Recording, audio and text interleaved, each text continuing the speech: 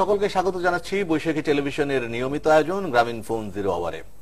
দর্শক, আমাদের আজকের আমন্ত্রিত অতিথি ডেস্টিনি গ্রুপের মাননীয় চেয়ারম্যান এবং বৈশাখী টেলিভিশনের ব্যবস্থাপনা পরিচালক জনাব রফিকুল আমিন।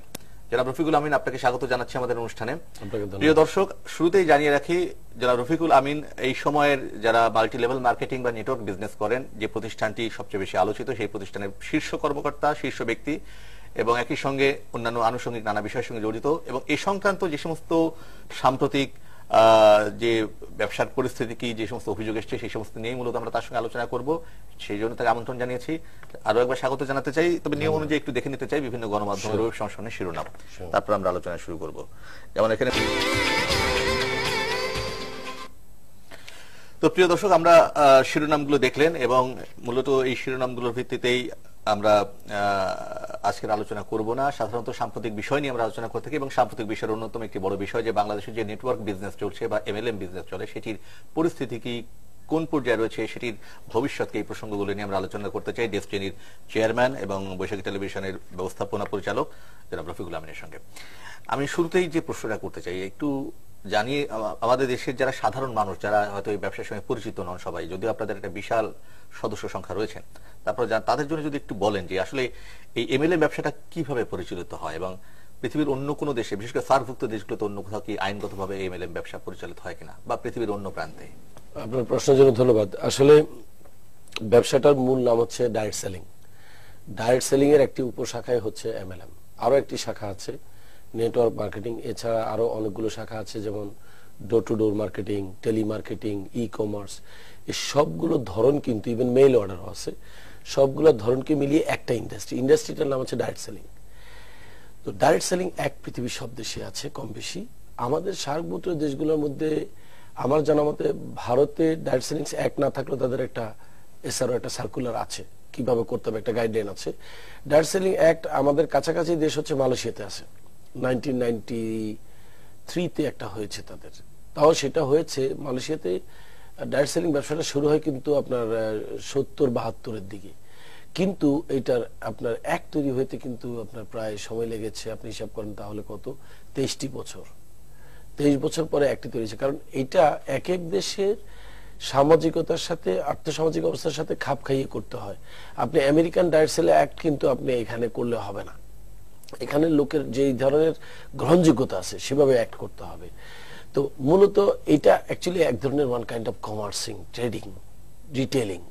আমি বলবো এটা সরাসরি বিপণন ব্যবস্থা, এটা নতুন কিছু না, এটা পুরনো জিনিসটাকে নতুন আঙ্গিকে মোড় করে তুলে ধরা। আমরা একসময় দেখেছি, যখন আপনার মনে আছে যে আমরা সুপার মার্কেট ছোটবেলায় কখনো দেখিনি, এখন মেগা মল দেখেন, সুপার মল দেখেন। আমরা দেখেছি দোকান, 4 রাস্তার মোড়ে কয়েকটা দোকান মিলে একটা হাট বসতো, তারপর এটা বাজার হলো, বাজার থেকে এখন এটা ঢুকে গেল একটা বিল্ডিং এর ভিতরে, মলে হয়ে গেল, সেখানে এখন কত রকমের ব্যবস্থা। আজকাল তো ধরেন, এখন যদি কেউ জিজ্ঞাসা করে যে আগে তো দোকানদারি হতো রাস্তার পাশে, মুদি দোকান, এখন এই যে সুপার মল হচ্ছে, সরকার এটার জন্য কোনো নীতিমালা করলো কিনা, এটা কিন্তু একটা হাস্যকর প্রশ্ন হবে। কারণ এটা নীতিমালা কিছু না, একই ব্যবসা করছে, বাইরে যে লোকটা করছে, ভিতরে একই ব্যবসায়ী করছে। পার্থক্য হচ্ছে আগে অবকাঠামোগত ওইটা ছিল টাইপরাইটারের মতো, এখন এটা হয়ে গেছে ল্যাপটপ কম্পিউটারের মতো। এখন আপনি যেমন একটা ব্যবসা করতে গেলে আগে টাইপরাইটার দিয়ে টাইপ করতেন, এখন আপনি ল্যাপটপে টাইপ করেন। এটার জন্য সরকার থেকে যেমন আলাদা করে পারমিশন নেওয়ার কিছু নেই, as long as you are typing the text, but there has to be some regulation. যেমন আপনি টাইপরাইটার অনেক সময় দেখা যাবে এক ধরনের ডিউটি দিয়ে আনতে পারতেছেন, কিন্তু আপনাকে হয়তো কম্পিউটার ওই ধরনের ডিউটি দিয়ে আনতে দেবে না। এইসব ক্ষেত্রে হার্ডওয়্যারের ক্ষেত্রে একটা পার্থক্য থাকতে পারে, বাট মূল ফাংশন কিন্তু একই, উদ্দেশ্য হচ্ছে ডকুমেন্টেশন টাইপ। কিন্তু এই যে নেটওয়ার্কিং ব্যবসা, এমএলএম ব্যবসা বা ডাইরেক্ট সেলিং, এর কি আইনগত ভিত্তি বাংলাদেশে আছে? আমি একটা কথা বলি, বিশেষ করে আমি বলবো ঠিক সরাসরি এমএলএম নীতিমালা বলতে কিছু নাই, কিন্তু যেটা আছে সেটা হচ্ছে বেশ কয়েকটি company joint stock, register of joint stock থেকে আমি ডাইরেক্ট সেলিং করব, মাল্টি লেভেল মার্কেটিং করব, এই ধরনের কিছু অনুমতি নিতে পেরেছে। আবার অধিকাংশ কোম্পানি পারেনি, জয়েন্ট স্টক ওইভাবে লিখে দেয়নি, তারা বলছে আপনার নর্মাল ট্রেডিং লিখে নিয়ে যান। কিন্তু এতে কি হয়েছে, একটা সমস্যা তৈরি হয়েছে। এতে করে XYZ এনিবডি, যে কোনো মুদি দোকানদার কালকে কিন্তু নেটওয়ার্ক করতে নেমে যাবে, তাতে একটা সমস্যা হবে। কারণ এই ইন্ডাস্ট্রির যে ভালো দিকটা সেটা না দেখে মানুষ খারাপ দিকটা দেখবে আগে। কারণ এই জিনিসটা কেমন, আমি আপনার একটা ধারণা দিই। যেমন খুর, আমরা খুর দিয়ে দেখি নাপিত শেভ করে, কিন্তু মজার ব্যাপার হচ্ছে নাপিত এটাকে চালাইতে পারে দেখে এটা শেভ হয়। কিন্তু আনাড়ি লোক যদি শেভ করতে যায় গলা কাটা যাবে। তো সেই ক্ষেত্রে কিন্তু খুরের দোষ নয়। তাহলে খুরটা যেহেতু শার্পেস্ট জিনিস, এটা ব্যবহার করার জন্য কাকে এটার ক্ষমতা দেওয়া যাবে সেটা দেখতে হবে। নাপিত যদি খুর চালায় আপনি চালাতে দেবেন, কিন্তু যদি কোন একজন লোক এসে বলে আমি আপনার শেভ করে দিই, আপনি রাজি হবেন না, কারণ সে আপনার গলা কেটে বলতে পারে। ঠিক আমি বলবো মাল্টি লেভেল মার্কেটিং বলেন আর নেটওয়ার্ক মার্কেটিং বলেন, এটা এক ধরনের খুর ধার বিপণন ব্যবস্থা। এটা যদি XY Z সবাইকে করতে দেওয়া হয়, এখানে কিন্তু সামাজিকভাবে ক্ষতিগ্রস্ত হবে অনেক বেশি লোক, রাতারাতি ক্ষতিগ্রস্ত হবে। তাহলে কি ডেস্টিনি কি একেবারে পারমিশন ছাড়া বা সরকারের অনুমতি ছাড়া কাজ করছে? না, আমাদের কিন্তু অনুমতি আছে। আমরা যখন 2000 সালে যখন রেজিস্টার অফ জয়েন্ট স্টক থেকে করে নিই, আমাদের ক্লজ নাম্বার 9 পরিষ্কার আমরা পারমিশন নিয়েছি। এইভাবে লেখা আছে, multi level marketing or direct marketing or network marketing or whatsoever, আমরা এইভাবে দেশি অথবা বিদেশ থেকে আমদানি করা পণ্য বিপণন করতে পারবো কমিশন বেস। আমরা নিতে পেরেছি, কিন্তু পরবর্তীকালে অনেক কোম্পানি এই ধরনের সুযোগ পায়নি। কিন্তু কথা হচ্ছে এটা, যখন আমাদেরকে অনুমতিটা দেয় রেজিস্টার অফ জয়েন্ট স্টক, আমার ধারণা তো আরাও তখন জানে না যে আমরা কিসের অনুমতি দিচ্ছি। এটা সত্য কথা।